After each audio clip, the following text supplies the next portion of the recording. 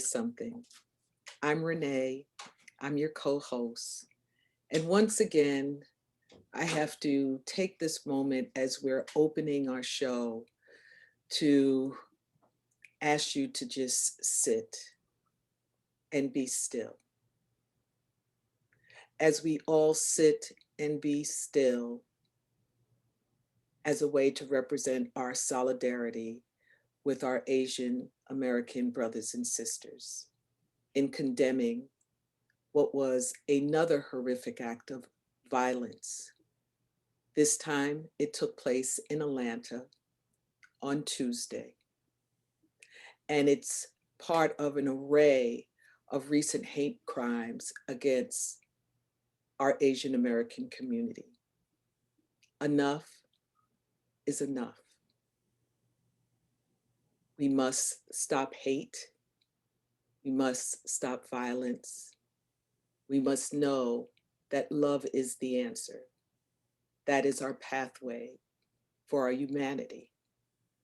But in this moment, we want to hold our arms, open our hearts, and stand by our Asian American brothers and sisters. We send you our love and condolences to the families and the loved ones who tragically lost the lives of people who were near and dear to them.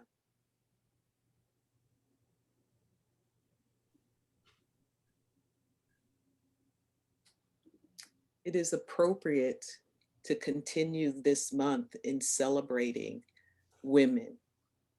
Yes. Yes, celebrating women. We are so excited that we started the month celebrating women. And I'm here to say we're going to continue to the end of the year celebrating Yeah. women. But this is a moment that is special for us. And we have someone who is an amazing, and I'm going to say magical, artist and writer. Maya, please introduce yourself to the audience and give them a glimpse of the kind of magic you do in the world. Thank you so much. Thank you for that moment to think about the ongoing um, violence that many people of color face, um, you know, in this country still. um, yes, so I am a visual artist and a writer. I say that I'm a transdisciplinary artist. So I work in sculpture, two-dimensional work, video, and performance. Um, I also, I have a background in education, and right now I work in youth development for an organization called Exploring the Arts. It's an after-school arts youth development program. Um, and yeah, that's just a little bit about me. Well, thank you. And I'm going to invite my co-hosts, my sister friends, to just say hello to the audience and let's get it going and start the conversation with Maya. Hi, everyone. My name is Gabby, coming at you from Houston, Texas. And we're so thankful, Maya, that you're here to join us and share your magic. And also, thank you, Renee, for starting us off. Want to share that enough is enough, and we stand in solidarity with our Asian brothers and sisters in communities and all communities that are affected by white supremacy, US imperialism, sexism, all the isms that create such an unsafe world. So thank you again, Renee, for creating that space. Yeah. Hi, everyone. I'm Annalisa coming at you from LA. And I mean, I think we just started this off right. And Gabby, you mentioned a lot of these things that we are talking about now. And actually, when you talk about white supremacy and racism, Renee and I were talking yesterday. We're like, oh, are we ready to talk about colonialism now? I mean, is now the moment? And one of the ways that we found Maya was through this incredible book that she's part of, Liminal Spaces: Migration and Women of the Guyanese Diaspora. Could you tell us a little bit about how you got involved in this project, Maya, and maybe what it meant to you? And, I'm a professor, so I'm about to pull some quotes out later. Yeah. Yeah. So, I can't remember how I got connected to Grace. Somebody in the ether connected us many, many years ago. And I think the first project I did with her was a show in a art center in the New York area that was a kind of a similar theme. It's called Unfixed Homeland. And so it was artists of the Guyanese diaspora.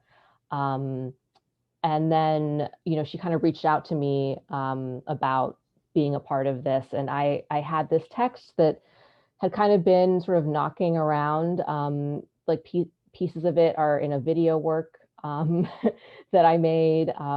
It sort of started in graduate school, and then I had this trip where I returned to Guyana, where my mother is from, as an adult, and so the text kind of continued to evolve from that experience. While I was there, so I was visiting the farm, the rice farm that my mother was born on, that my grandfather built the farmhouse by hand. And my grandmother passed away. And so my grandmother was in the United States, in New York, and it was very sudden. And then all of a sudden, all of my aunts and many of my cousins sort of returned to lay her to rest on the farm, because that's where my grandfather was also laid to rest. And so it really sort of brought up this idea of like, what is this place to me? I wasn't born here. Because I'm also mixed race, my Guyanese-ness sometimes would be called into question. And I think also because I was born here, it's like I'm not like Guyanese enough, or I'm not doing it the Guyanese way, or, whatever. And I think through this book and seeing the connections that I had to all of these other artists who have some relationship to Guyana, either they're like me, they were sort of born outside of it to immigrants, or they themselves immigrated and some of them stayed. And it started to kind of ignite this sense of Guyanese-ness that I didn't really have before.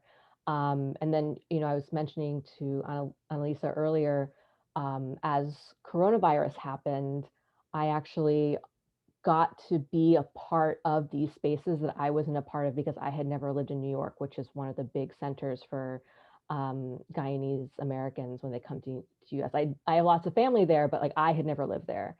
And so again, it was just this amazing opportunity to, I guess, realize what was already there that I wasn't able to see, because it was always this foil. I guess I was always in predominantly white spaces. And so my Guyanese-ness or my otherness was determined by that experience, not by experience of like belonging or connection. And one of the things that's so interesting about Guyana is, and where, and I was sharing with you how it resonates with me is, there's a huge outmigration of folks. So in the Philippines, our number one export is our workers. And I know that it's not the same everywhere, but one of the startling things that, Melissa, our other co-host, was here, one of the first things that she told me is like, girl, there's more Guyanese that live outside of Guyana than live, within the country. How does this change, that kind of Guyanese-ness, as you were talking about, where you have now, you're part of, I'm assuming, a whole generation that's born, outside of a country that you can sometimes call home, that you do call home? How does that work? Yeah, I think it's a really complex relationship, because then, on top of that, most Guyanese people who are immigrating out immigrated in, several generations back, either as enslaved people or as indentured laborers. I don't know.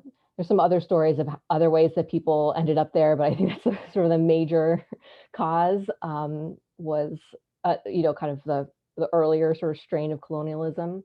And so, yeah, I think that was sort of something I was sort of wrestling with the book was, this is kind of thinking about my ancestors sort of experiencing this trauma, coming to this space, but still having some of the practices that allowed them to kind of connect to the land, um, and to form relationship with it, and to sort of incorporate indigenous practices into their food, into their religious practices, and then to experience this other break, this other fracture, um, and not to have those tools really anymore. Because really, I was brought up really with this idea of you kind of follow these specific, this specific track, that the immigrant child is supposed to follow of achievement within the culture, that like the dominant culture. Um, and so I've been kind of thinking, like trying to make sense of that it was almost like this like little hole, this little bowl that like held us for a little while and changed us, but then it wasn't. Then there's this other question of like these previous homelands, that our ancestors had. So in my family, it's India and China and West Africa, and so it's almost like it's like roots. RUOT, like roots with the two O's and OU. um, and yeah, so I think it's a very it's a liminal space. It's not a clear identity. It's a collection that I think changes from person to person. And what has helped you in the process of, because that's like a lot to process, it's a lot of inner work. And what helped you throughout the process of creating or writing this essay or this text? I'm sure there was many different things that influenced it. Yeah, I think a big thing was before my grandmother passed away, I had started collecting family oral history. So I interviewed her. I interviewed some other sort of elders in the family, and my mother as well. And so there's like a quote in there where my mom says, we never really asked about the past. And I'm finding that's like a refrain that comes up over and over again in our community, is that people don't want to ask because they know that there's trauma there and they don't want to re-traumatize the person they're asking, but they also don't want to have to hold it. And so I started holding it, and that was actually quite difficult. I think in particular, I was in graduate school at the time, and this work at that time was not really supported. Identity-based work was not like in vogue when I was in graduate school 10 years ago. And yeah, and so I think it was a lot of time that I had to sort of sit with it. And, I think also just reading how other communities had engaged with this, both, in particular, in the United States, just lots of writers, like, like Gloria Anzaldúa, you know, I feel like I could just like list, but like I didn't just stay within like my particular lineage. I'm like, other people have dealt with this. Like, let me find the people. And I think that helped a lot too. So I think just like reading fiction, poetry, nonfiction by women of color has been super helpful in that work that you're talking about of um, yeah, how to carry what's there.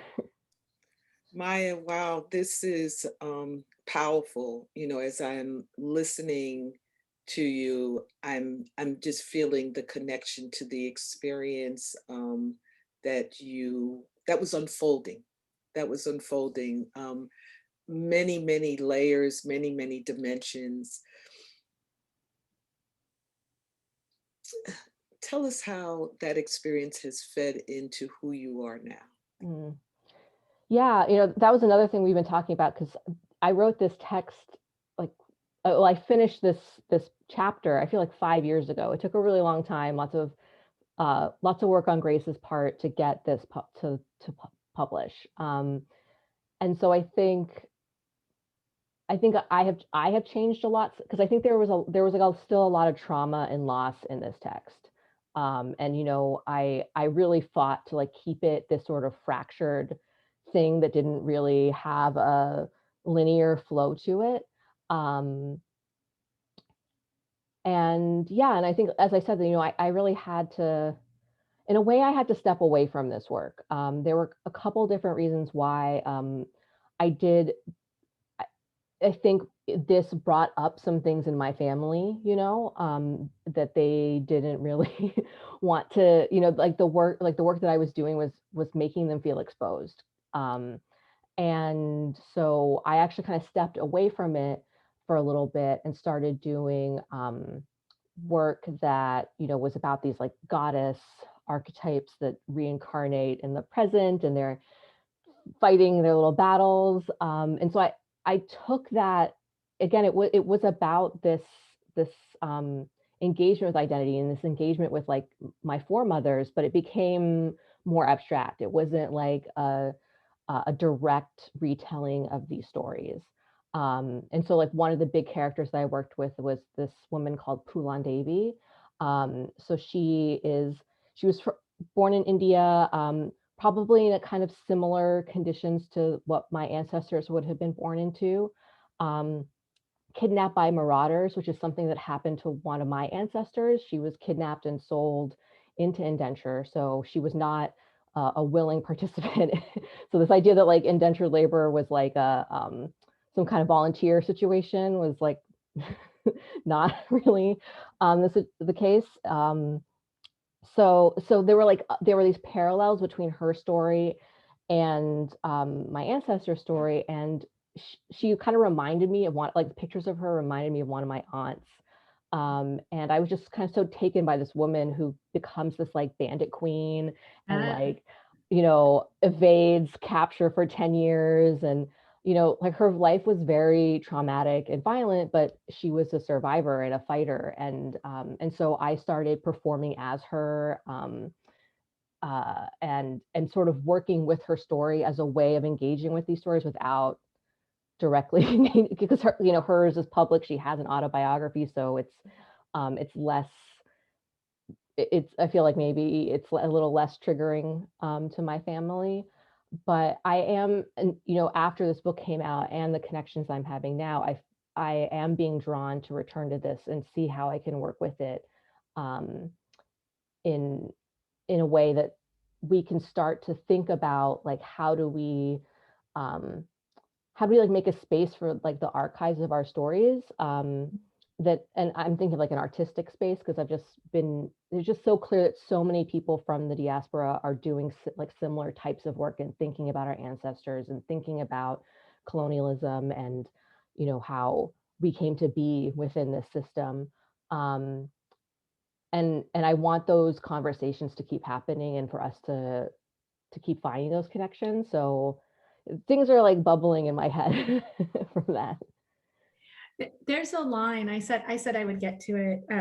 There's a line, you know, in your text right at the beginning under motion sickness where you said, I wonder if my body's reaction to motion is the legacy of my foremothers, the trace of their feet encoded in flesh as they moved across the globe like cargo. What would happen if our bodies retraced their paths? Could we become divining rods for truth? Oh, I feel like we need to take a moment just to let that sink in. But you know, that really speaks to me because you know, I do so much work with the migration of women, and there is these, you know, when women migrate, you know, how you put it so beautifully, they moved across the globe like cargo. Um, you know, whether it's in these, you know, heinous situations like you're talking about in terms of slavery and indentured servitude and for forced labor, or by, you know, coercion because they have no choice. We've just lived or are living through kind of a year and a half where, you know, our movement around the world has stilled. How does this, I know it's kind of, we were talking earlier, it's opened up doors, you know, in terms of connections. But for, you know, these women migrants, how has that kind of changed, you know, this mobility or this, you know, kind of back and forth, this movement in the diaspora? Yeah. Because I feel like the movement is still happening, like, um, because, like the borders are just different layers of violence, right? And we all have different relationships to power and oppression. I don't know, for some reason I just like thought about like Ted Cruz like hopping over to Cancun, like he's not worried about um uh about borders. Though he probably doesn't think of it as going home either, which is interesting. Yeah. Um Yeah.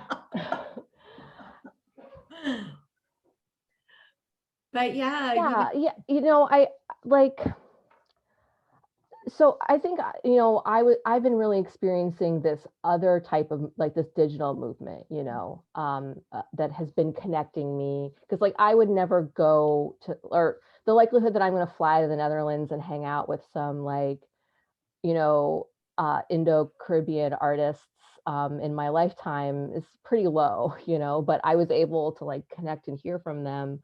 Um, and so I think those of us who sort of inhabit this space of digital access, um, are able to sort of, I don't know, I'm kind of so to me, like the utopia is that, like this really like this really crosses borders in a completely unregulated way that's really beautiful. And of course, access is very different. I was in a conference where there were lots of people from Guyana and Trinidad who were living there, and like their ability to connect was very different from everybody else's. And so it's sort of highlighting, even in this, as you said, like this magic space, this like space of light and numbers, that all these real worlds layers uh, come in. Um, yeah, and I think another thing I was sort of thinking about too, with kind of reflecting on this piece like now, um, was thinking about the children separated at the border from their parents by the Trump administration. And, I really believe that the psychological effects of what happened to my ancestors is like clearly played out in like the dynamics of my family. And so to think about like what, like, reparations, restitution, healing, how that can happen from these acts that have been perpetuated like in our lifetime, like on our screens, like on our phone. um that it's not just like that little that little girl crying. It's like all of the children that, if she has children, that she will have, and her children's children, um and to kind of sit with the enormity of everything that is happening. you know and I think to to realize that, like, it's just like, it to me it's like this kind of ongoing, continually repeating the same violence and different, like, which is different you know systems that have been put into place to just do the same thing over and over again, which is mainly to traumatize, you know um women and children. um so yeah, I think that's kind of what I've been thinking about in terms of like migration yeah. in this time. Yeah. As I'm listening to you, I'm sort of, I feel like I've been on the journey as you have been able to share with us, what you've learned, what you felt. Um, when you think about your identity work now, where is it, and where is it going? Hmm. Well, I think for a really long time, I like, it was such a struggle because I couldn't figure out how to even just, I just felt like I was constantly explaining myself to people, because it was like, oh, I'm Guyanese. And then it's like, well, where's Guyana? And then it's like, well, then I have to explain, like, but I'm not really Latinx, and like, here, this is why my ancestors, like, why we're, like, I'm Hindu. And it just like, it's like this mess. Um, and I think I feel more, I think because I've started to like get this sense of Guyanese-ness, um, I I feel less insecure about having to just I am what I am. If you don't know what it is, that's fine. Um, and I think, um, yeah, I mean, I think in a way, like I've sort of like I have gone on this journey, and you know, I feel like I'm just in all aspects of my practice, I'm just very unapologetic about the fact that I make work that is from this experience, this lineage, and that it's like very specifically a lineage of migration, and that you know, it's not this like fixed, really clear identity, that it's this identity that has to sort of incorporate and balance like a lot of contradiction. Um, and you know, not everyone is going to understand that. And I think the dominant culture doesn't really enjoy contradiction so much, but like I've found um the conceptual spaces where that's that is the way to be. And so I think I feel more, I think, you know, kind of like, because this piece was really written coming out of grad school, and to me, it was this experience of just being kind of like stripped down to like nothing. um, and I do feel like built back up. And you know, it's not that like the fractures are necessarily linear or a coherent narrative to other people, but the connections are strong for me. Um, so yeah, I think it just, you know, like I mentioned, like this piece behind me, it's the title is Demerara Mandorla. And so Demerara is like the region that, you know, I think it's a region in, I don't know if it's a region in, basically it's like the Demerara gold was like the sugar that they were growing. So it's like a region into like the plantation. So it's referencing the plantations, my family's farm, and but then like all the things that we sort of gathered kind of along this longer journey. So yeah, it pops up, you know, in the sculptures, in the performance work, and everything. Yeah. It's beautiful, absolutely beautiful. You know, we want to take this moment, because we have just a few more moments, to give you the space to sort of tell the audience, given your journey, given what you stand for, how you've grown in this work, what's important to you, what's some of the call to actions you'd like to tell the viewer? Yeah, so this might not be like your typical call to action, but I feel like um, I have been really drawn to sort of spiritual healing work. So my call to action is to set aside some time to listen to yourself and your body. Um, and so that can be just a very simple sitting quiet and breathing, could be like listening to a guided meditation. But my call to action is actually a call to inward action, um, because, you know, I believe that we can't change the world and make this new world that wants to be born if we haven't kind of integrated, made peace with, have love for, you know, ourselves and our identities. You speaking to me, sister. That's right. I was going to say, actually, that's a lot of our calls to action. I was scrambling writing it down. I was like, wow. Right. You know, I'm like, okay, thank you. I so believe. I so believe, and so enact the words that you just spoke. It was a heart to heart connection. I want to thank you, Yeah. Maya, so much for opening up your narrative to us. To my sisters, any last words? I got a kiss. I believe in love.